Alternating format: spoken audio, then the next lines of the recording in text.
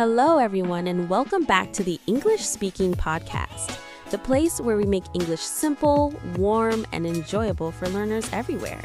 I'm Jennifer, and as always, I'm very happy you decided to spend a little time learning with us today. And I'm Daniel. Thanks for pressing play and joining us.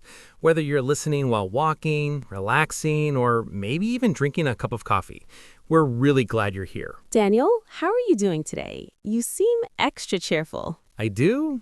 Maybe it's because I just got paid today. Ah, that explains the smile. Exactly. Money has that effect on people. When the salary arrives, suddenly everything feels a little brighter. That's true. I think most people can relate to that feeling. Money is something we all think about almost every single day. Definitely. Whether we're buying groceries, paying bills, saving for something special, or even just thinking about our future plans, money is always part of our lives. And that's actually why today's conversation is going to be very useful.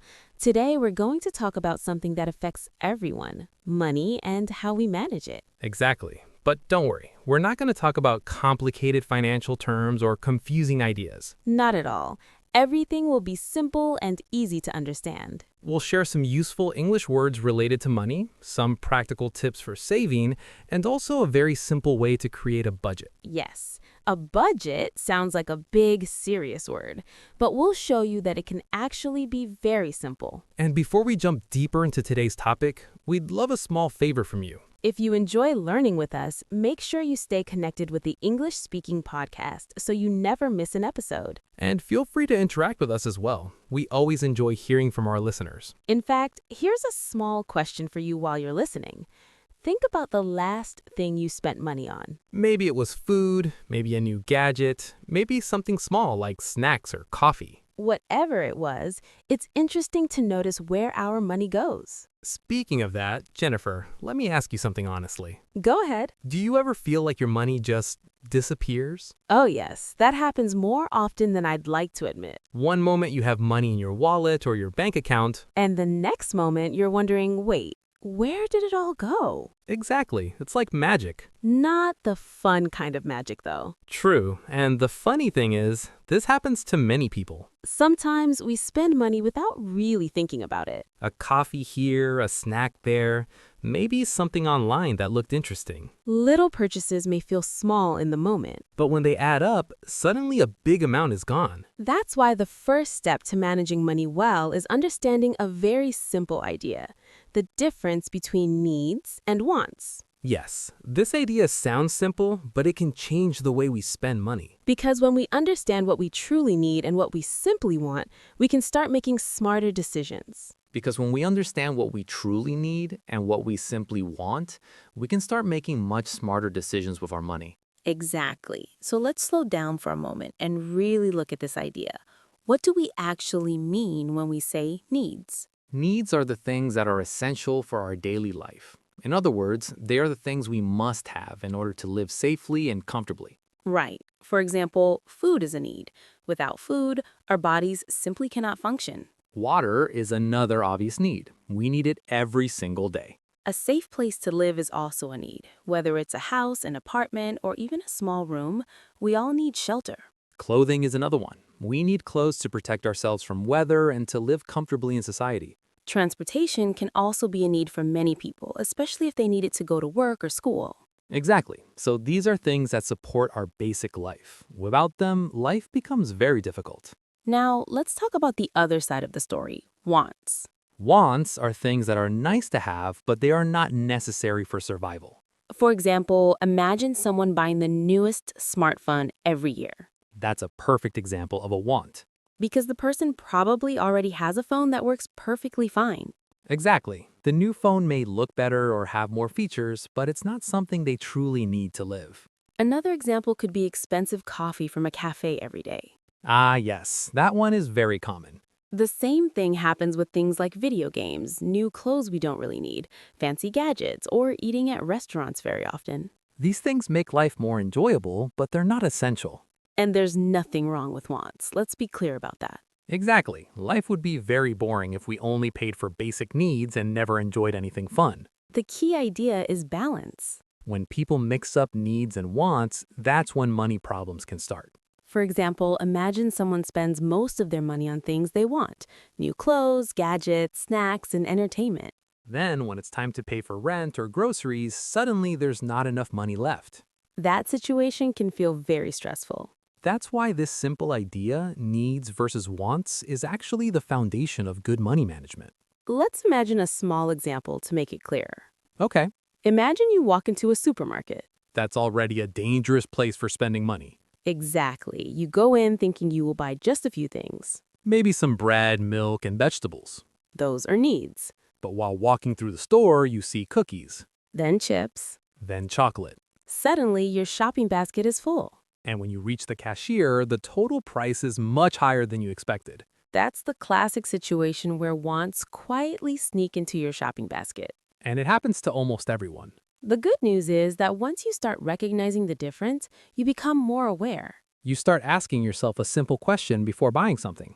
Do I really need this? Or is it just something that looks nice in the moment? Sometimes you'll still decide to buy it. And that's completely okay.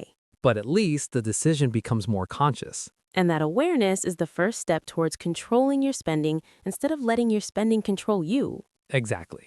When people understand their needs and wants, saving money becomes much easier. Because suddenly you realize there are many small expenses that you can reduce. Not eliminate completely, but reduce just enough to keep more money for important things. And once you start thinking this way, the next natural step becomes planning your money more clearly. Which brings us to something very practical that everyone can use. Something simple but very powerful. A budget.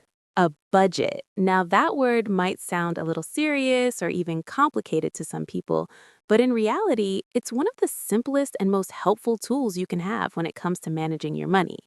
That's true. A lot of people hear the word budget and immediately imagine complicated spreadsheets, financial apps, and lots of numbers.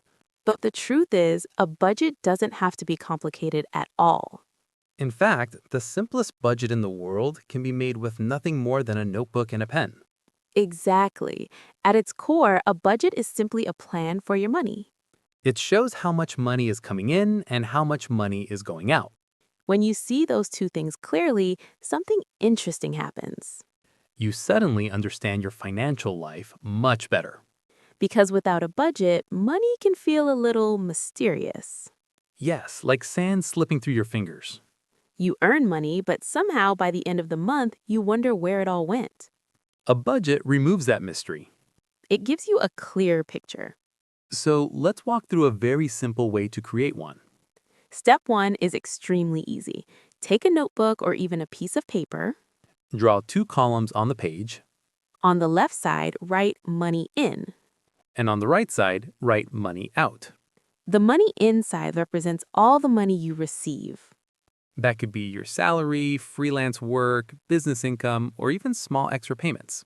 Some students might receive money from their parents for expenses. Or maybe someone earns a little money from a side job. All of that belongs in the money in column. Now the other side, money out, is where things get interesting. Because this is where you write down everything you spend.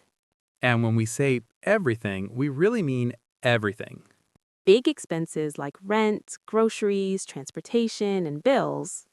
But also small expenses. Like snacks, Coffee. online purchases. Even that little chocolate bar you bought because it looked delicious. People often ignore small expenses because they seem unimportant. But those tiny purchases can add up surprisingly fast. Let's imagine a small example. Suppose someone buys a $5 coffee every day. $5 doesn't seem like a lot, But if you multiply that by 30 days, it becomes $150. and suddenly that small daily habit becomes a noticeable monthly expense. That's the power of tracking your spending. When you write things down, you start seeing patterns. You notice where your money goes most often. Some people realize they spend a lot on food delivery. Others notice they spend a lot on online shopping. Some discover that transportation costs more than they expected. None of this is necessarily bad. The purpose of a budget is not to make you feel guilty, It's simply to give you awareness. and awareness gives you control.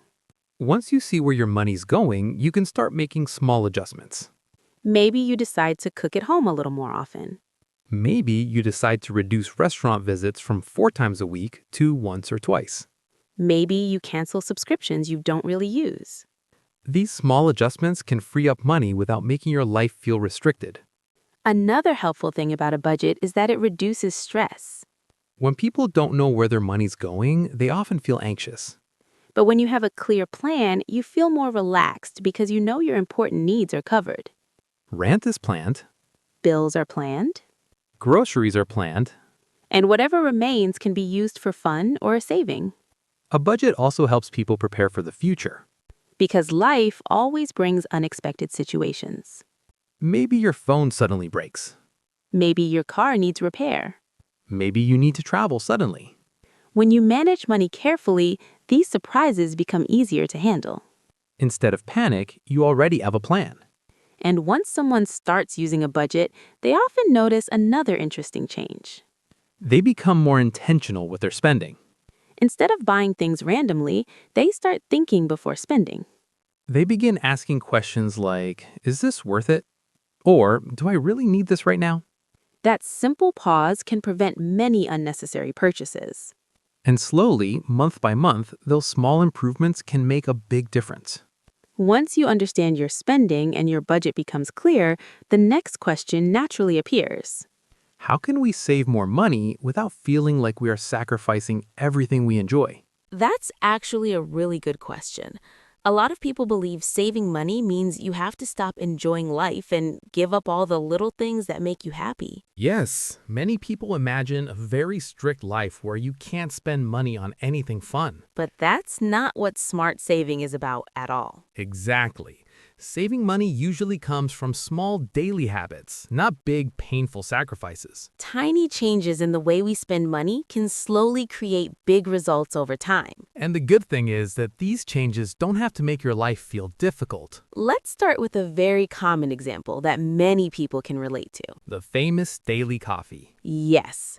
Imagine someone buys a cup of coffee from a cafe every morning before work. Let's say that coffee costs around $5. $5 doesn't sound like a lot when you think about it in the moment, But if you buy it every day, that becomes about 30 cups in a month. which means around $150. And suddenly, that small daily habit turns into a noticeable monthly expense. Now imagine making coffee at home most days and buying cafe coffee only occasionally. That small change alone could save a lot of money every month. And the best part is you're not really losing anything. Because you can still enjoy coffee, just in a smarter way. Another very helpful habit is cooking at home more often. Eating at restaurants or ordering food can be convenient, but it can also be expensive. When people cook at home, they usually spend much less money.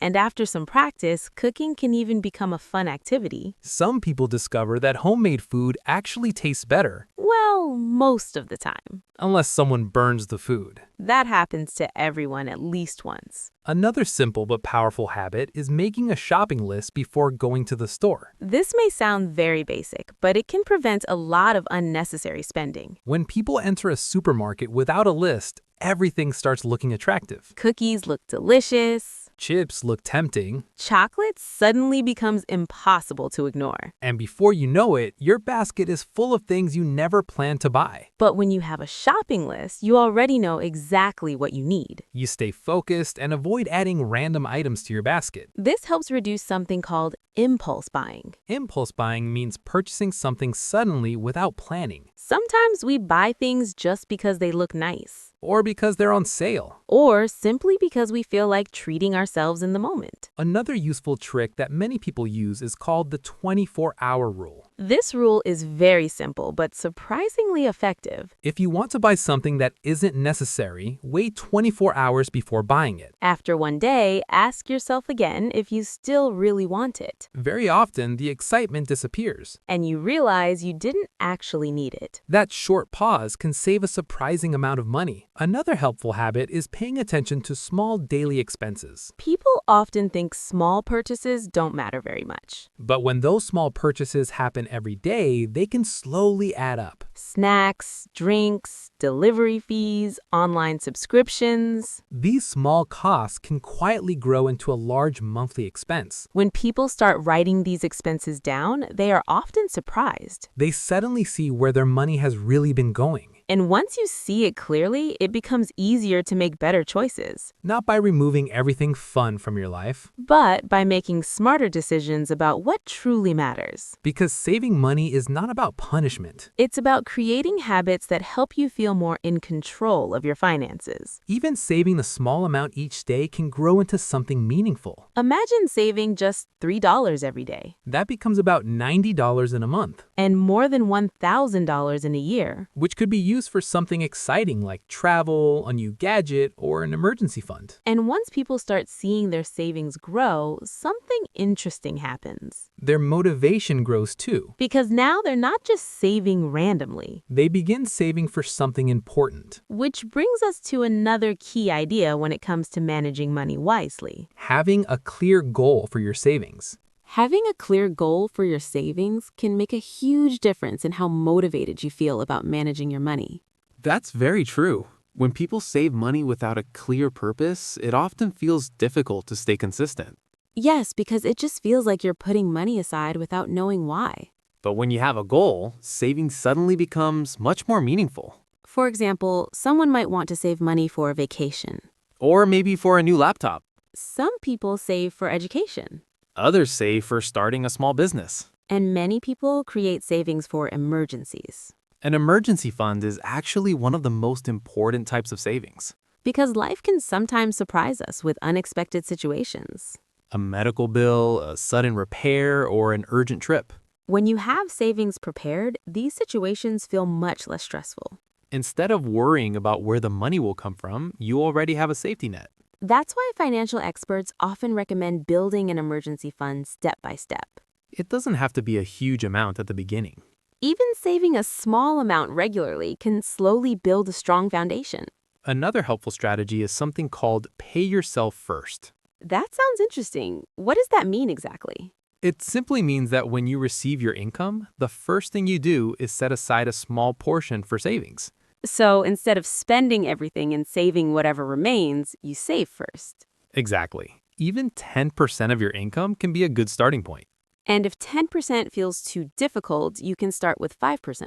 The most important thing is consistency. Saving a small amount regularly is much more powerful than saving a large amount only once in a while. Over time, those small deposits begin to grow. And when people see their savings increasing, they often feel proud of their progress. That feeling of progress can be very motivating. Another helpful idea is to keep your savings separate from your daily spending money. Yes, because when savings stay in the same account, it becomes very tempting to use them. But when savings are placed in a separate account, they feel more protected. Many people even give their savings a name, like travel fund or future plans. That small psychological trick can make saving feel more exciting. Instead of just seeing numbers in an account, you start seeing your future goals. And slowly, month by month, those goals begin to feel more realistic. And something else people often learn during this process is the importance of patience. Because building savings doesn't usually happen overnight. It grows gradually, just like a plant growing day by day. At first, the change may feel small. But after a few months, the results become much more visible. And after a year, the difference can be quite impressive. That's when many people realize how powerful consistent habits can be. Managing money wisely is not about being perfect. It's about learning, improving, and making better choices step by step. And once someone develops these habits, they often feel more confident about their financial future. Because now they know they have a plan. They know where their money goes. And they know they're building something for the future. All of these ideas together can slowly transform the way people think about money. And when people feel more confident about their finances, they often feel less stress in their daily lives. Which is one of the biggest benefits of learning how to manage money wisely. And before we finish today's conversation, there are a few simple ideas we can quickly review to help everyone remember the key points we talked about. That's a great idea. let's do a quick and simple review of everything we talked about today. Yes, sometimes a short recap helps us remember the most important lessons. So let's start with the first idea, understanding the difference between needs and wants. Needs are the things we must have to live, like food, water, a home, and basic clothing. And wants are things that make life more enjoyable, but are not necessary for survival. Things like expensive gadgets, fancy coffee, or the newest phone. Once we understand this difference, we can make smarter decisions about how we spend our money. The second important idea we discussed was creating a simple budget. A budget is simply a plan for your money. It shows how much money comes in and how much money goes out. You don't need complicated tools or apps. Even a simple notebook with 2 columns can work perfectly, One column for money in. and the other column for money out. When you track your spending, you start seeing where your money is really going. And not awareness alone can help you control your finances better. The third idea we talked about was building small saving habits. Small daily changes can lead to big results over time. Making coffee at home, Cooking more meals instead of eating out, writing a shopping list before going to the supermarket. and avoiding impulse purchases. These simple habits may seem small at first. But when you practice them regularly, the savings begin to grow. The fourth idea was having a clear saving goal. A goal gives your savings a purpose. Maybe you want to travel somewhere special. Maybe you want to buy something meaningful. Or maybe you want to build an emergency fund for security. Whatever the goal is, it gives you motivation to stay disciplined. And the fifth idea was paying yourself first. When you receive money, save a small portion before spending the rest. Even saving 5 or 10% regularly can create strong financial habits.